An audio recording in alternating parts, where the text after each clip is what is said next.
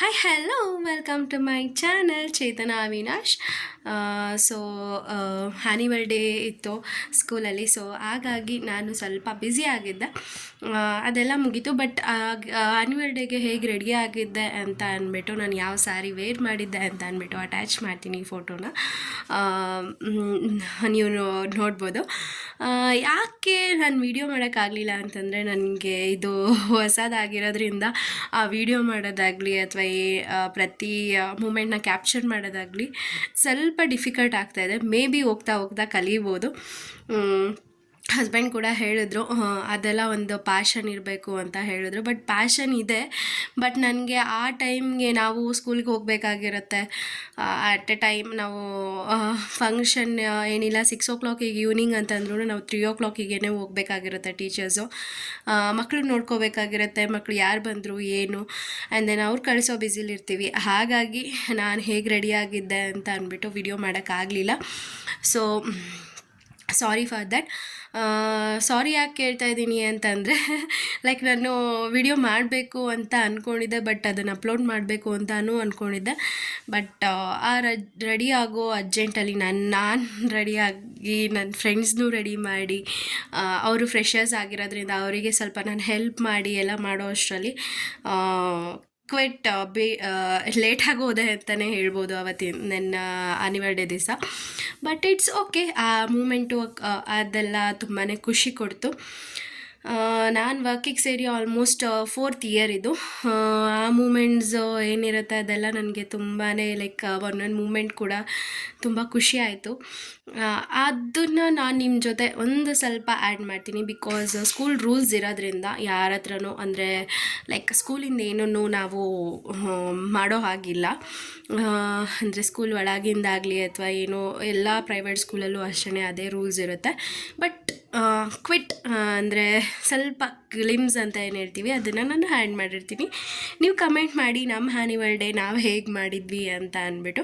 And then ನಿಮ್ಮ ಮಕ್ಕಳದ್ದು annual day ಹೇಗಾಯಿತು ಅಂತ ಕೂಡ ಕಮೆಂಟ್ ಮಾಡಿ. ಇದು ಆ್ಯನಿವಲ್ ಡೇ ಸೀಸನ್ ಆಗಿರೋದ್ರಿಂದ ಲೈಕ್ ಜಾನ್ವರಿ ಡಿಸೆಂಬರಿಂದ ನಡೀತಾನೆ ಇರುತ್ತೆ. ಸೊ ಐ ಹೋಪ್ ಸೊ ಎಲ್ಲರದು ಮುಗ್ದಿರೋದು ಆ್ಯನಿವಲ್ ಡೇ ಹೇಳಿ. ಆ್ಯಂಡ್ ದೆನ್ ನಾನು ಕೂಡ ಒಂದು 3 to 4 ಡ್ಯಾನ್ಸ್ಗೆ ಕೊರಿಯೋಗ್ರಫಿ ಮಾಡಿದ್ದೆ. ಅದು ಈ ವರ್ಷ ನನಗೆ ತುಂಬಾ ಖುಷಿ ಕೊಡ್ತು. ಸೊ ಈ ರೀತಿ ರೆಡಿಯಾಗಿದ್ವಿ. ಇದು ಸೆಮಿ ಮೈಸೂರು ಸಿಲ್ಕ್ ಸ್ಯಾರಿ ನಾನು ವೇರ್ ಮಾಡಿರೋದು. ಆ್ಯಂಡ್ ದೆನ್ ಹಿಂದಿನ ದಿವಸ ನಾನು ಬಳೆ ಹಾಕಿಸ್ಕೊಂಡಿದ್ದೆ. ತುಂಬ ದಿವಸ ಆಗಿತ್ತು ಈ ಥರ ಹಾಕಿಸ್ಕೊಂಡು. ಹಳ್ಳಿ ಸೈಡಲ್ಲೆಲ್ಲ ತುಂಬ ಜನ ಸಿಗ್ತಾರೆ ಈ ಥರ ಬಳೆ ಹಾಕೋರಾಗಿರ್ಬೋದು, ಅಥವಾ ಮನೆ ಹತ್ರನೇ ಎಲ್ಲ ಬರ್ತಾರೆ. ಬಟ್ ಬ್ಯಾಂಗ್ಳೂರಲ್ಲಿ ನಾನು ನೋಡಿದ್ದು ಫಸ್ಟ್ ಟೈಮ್. ಸೊ ತುಂಬ ಖುಷಿಯಾಯಿತು. ವಯಸ್ಸಾದವರು ಅದು ಬೇರೆ ಚಳೀಲಿ ಕೂತ್ಕೊಂಡು ಇದು ಮಾಡ್ತಾಯಿದ್ರು. ಸೊ ಹಾಕಿಸ್ಕೊಳ್ಳೋಣ ಅಂತ ಹಾಕಿಸ್ಕೊಂಡೆ. ಬಟ್ ರೇಟ್ ಮಾತ್ರ ತುಂಬಾ ಇತ್ತು. 1 ಡಜನ್ಗೆ 50 rupees ಅಂತ ಇತ್ತು, ನಾರ್ಮಲ್ ಗಾಜಿನ ಬಳೆನೇ.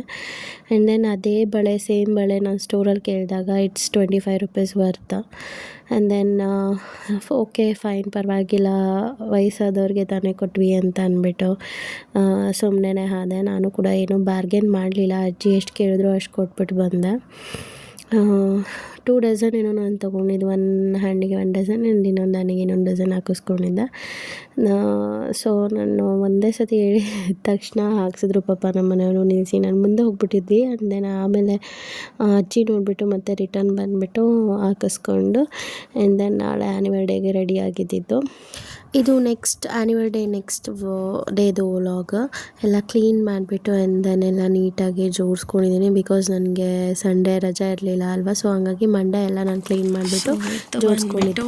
ನನಗೆ ಈ ಸತಿ ಸೀಕ್ರೆಟ್ ಸ್ಯಾಂತಾದಲ್ಲಿ ಸಿಕ್ಕಿರುವಂತಹ ಗಿಫ್ಟ್.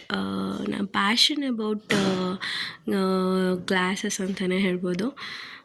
ನನ್ನ ಹಸ್ಬೆಂಡ್ ಕೂಡ ಅಷ್ಟೇ, ಬರ್ಡೇ ಏನಾದರೂ ಆದರೆ ಗ್ಲಾಸಸ್ನ ತಂದು ಕೊಡ್ತಾರೆ. ಇಟ್ಸ್ ಓಕೆ, ಪರವಾಗಿಲ್ಲ. ಬಟ್ ಈ ಸತಿ not satisfied, but it's okay, cool. So ಇದಾಗಿತ್ತು ಸಂಡೇ ಆ್ಯಂಡ್ ಮಂಡೇ ವ್ಲಾಗ್. ನಿಮ್ಗೆ ಇಷ್ಟ ಆಗಿದ್ರೆ ಲೈಕ್ ಮಾಡಿ ಆ್ಯಂಡ್ ಸಬ್ಸ್ಕ್ರೈಬ್ ಮಾಡಿ. Meet you next vlog.